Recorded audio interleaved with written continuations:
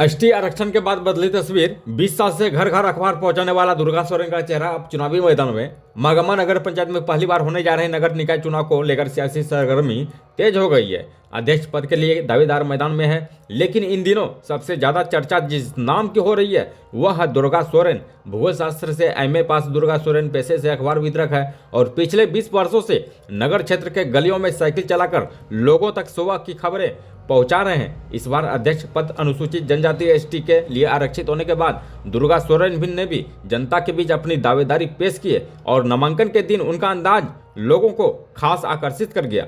और वे किसी बड़े काफिले या चमक दमक के साथ नहीं, बल्कि उसी पुरानी साइकिल से सैकड़ों समर्थकों के साथ नामांकन दाखिल करने पहुंचे जिस साइकिल से वे रोजाना अखबार बांटते थे।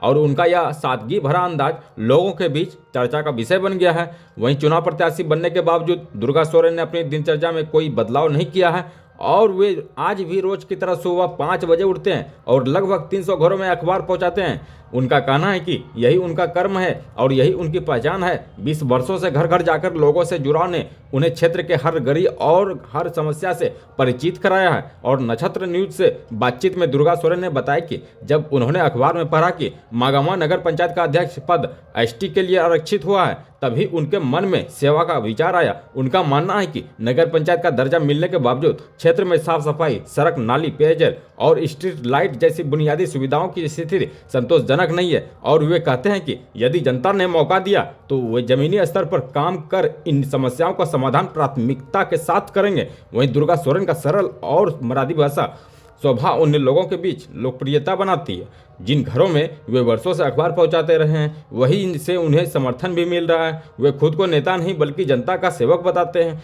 और कहते हैं कि अखबार बांटते बांटते उन्होंने लोगों का भरोसा कमाया है। अब उसी भरोसे के साथ विकास की नई कहानी लिखना चाहते हैं। और मागामा नगर पंचायत के इस पहले चुनाव में दुर्गा सोरेन के साथ की जमीनी जुड़ाव और संघर्ष की कहानी उन्हें एक अलग पहचान दे रही है। अब देखना यह होगा कि जनता उनके इस सफर को कितनी मजबूती देती है। देखिए live Bharat TV bureau report.